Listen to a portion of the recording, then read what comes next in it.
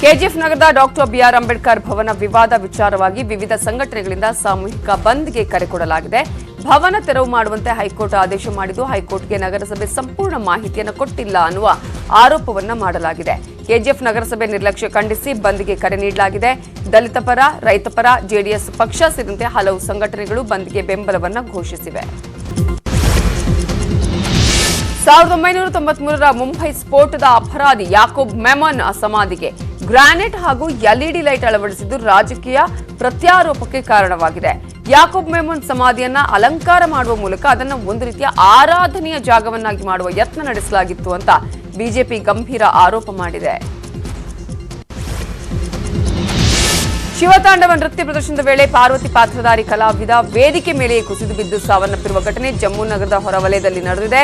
ಅವರ ಕೊನೆಯ ಕ್ಷಣಗಳ ವಿಡಿಯೋ ಸಾಮಾಜಿಕ ಮಾಧ್ಯಮದಲ್ಲಿ ವೈರಲ್ ಆಗಿದ್ದು, ಬಿಶ್ನಾಥ್ ತೆಹಲ್ನ ಕೋತಾ ಸೋನಿಯಾ ಗ್ರಾಮದಲ್ಲಿ ಮಂಗಳವಾರ ರಾತ್ರಿ ಜಾಗರಣೆ ಸಂದರ್ಭದಲ್ಲಿ ಶಿವತಾಂಡವ ಪ್ರದರ್ಶನದ ವೇಳೆ 20 ವರ್ಷದ ಯೋಗೇಶ್ ಗುಪ್ತಾ ನೃತ್ಯ ಮಾಡ್ತಾ ಇದ್ದಂತೆಯೇ ವೇದಿಕೆ ಮೇಲೆ ಕುಸಿದು ಬಿದ್ದು ಸಾವನ್ನಪ್ಪಿದ್ದಾರೆ ಅಂತ ಮೂಲಗಳು ತಿಳಿಸಿವೆ.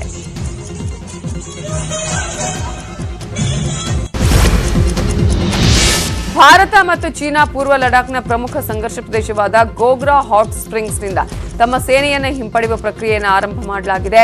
16ನೇ ಸುತ್ತಿನ ಮಾತುಕತೆ ಪ್ರಕಾರ ಪಾಯಿಂಟ್ 15 ಪ್ರದೇಶದಿಂದ ಭಾರತ ಮತ್ತು ಚೀನಾ ತಮ್ಮ ಸೇನೆಯನ್ನು ಹಿಂಪಡೆಯೋದಕ್ಕೆ ಆರಂಭ ಮಾಡಿವೆ.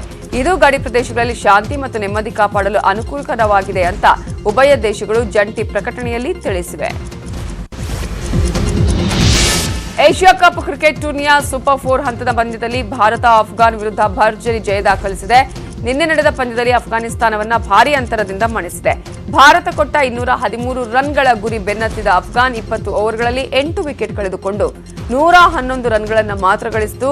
ಸೂಪರ್ 4 ಹಂತದ ಕೊನೆಯ ಪಂದ್ಯದಲ್ಲಿ ಭಾರತ 101 ರನ್ಗಳ ಭರ್ಜರಿ ಜಯ ದಾಖಲಿಸಿದೆ.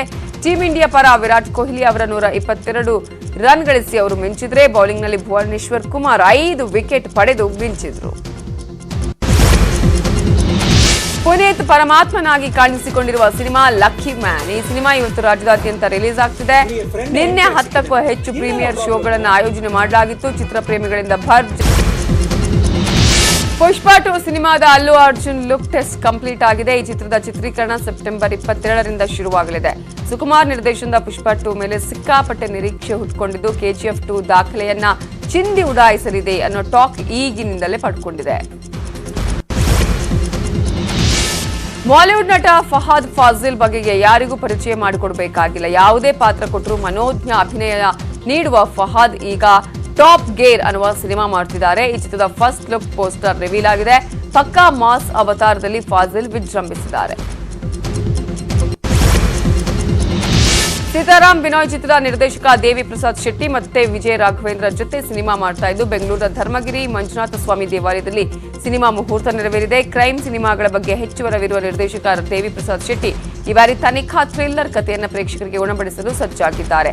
2018 ಅನ್ನುವ ಅಡಿಬರಹ ಇರುವ ಈ ಚಿತ್ರದಲ್ಲಿ ವಿಜಯ್ ರಾಘವೇಂದ್ರ ಹಾಗೂ ಭಾವನಾ ಮೆನನ್ ಇಬ್ಬರು ಪೊಲೀಸ್ ಅಧಿಕಾರಿಗಳಾಗಿ ನಟಿಸಲಿದ್ದಾರೆ. ದಿಯಾ ಸಿನಿಮಾ ಖ್ಯಾತಿಯ ಖುಷಿ ರವಿ ವೈದ್ಯೆಯ ಪಾತ್ರದಲ್ಲಿ ನಟಿಸುತ್ತಿದ್ದಾರೆ.